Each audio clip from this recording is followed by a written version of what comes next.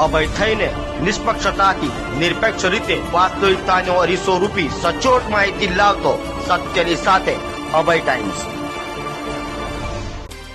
સુરતમાં ફરી બાળ મજૂરી સામે આવી છે, જેમાં 86 બાળકોને બાળ મજૂરીમાંથી રાજ્ય બાળ આયોગની ટીમે ઉગાર્યા હતા। આરોપી કારખાનેદારો દ્વારા માત્ર 5,000 માટે સાડીમાંથી દોરા કાપવા અને મશીન ચલાવવાનું જોખમી કામ બાળકો પાસે કરાવાતું હતું। સુરતના ટેક્સટાઇલ માર્કેટમાં ચાલતા બાળ મજૂરીના એક મોટા નેટવર્કનો પર્દાફાશ થયો છે। ઉદયપુરની માનવ તસ્કરી વિરોધી યુનિટ અને રાજ્ય બાળ આયોગની ટીમે આજે 13 મે બુધવારે સંયુક્ત કાર્યવાહી કરીને સુરતની અલગ અલગ ફેક્ટરીમાંથી 86 આદિવાસી બાળકોને રેસ્ક્યુ કર્યા છે।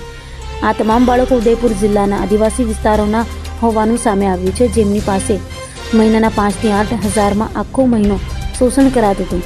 પુણા અને રાજસ્થાની ઉદયપુર પોલીસના સંયુક્ત ઓપરેશનમાં આ બાળકોને બાળમજૂરી ચુંગાલમાંથી મુક્ત કરાવ્યા છે। આ તમામ બાળકો છેલ્લા 2 મહિનાથી અહીં મજૂરી કરી રહ્યા હોવાનું તપાસમાં બહાર આવ્યું છે। એટલું જ નહીં, પોલીસે બાળકોને નરક જેવી સ્થિતિમાંથી બહાર કાઢ્યા હતા। રાજસ્થાનથી આવેલી 20 સભ્યની ટીમે પૂર્વ આયોજિત પ્લાન મુજબ પુણા પોલીસ સ્ટેશન વિસ્તારમાં ત્રાટકી હતી। અહીં સીતારામ સોસાયટી, મુક્તિધામ સોસાયટી સહિત અંદાજે 6 જેટલા લોકેશન પર પુણા પોલીસને સાથે રાખી એક સાથે દરોડા પાડવામાં આવ્યા હતા। છેલ્લા 1 મહિનાથી આ ટીમો આદિવાસી બાળકોને મજૂરીએ ધકેલવાના નેટવર્ક પર નજર રાખી રહી છે।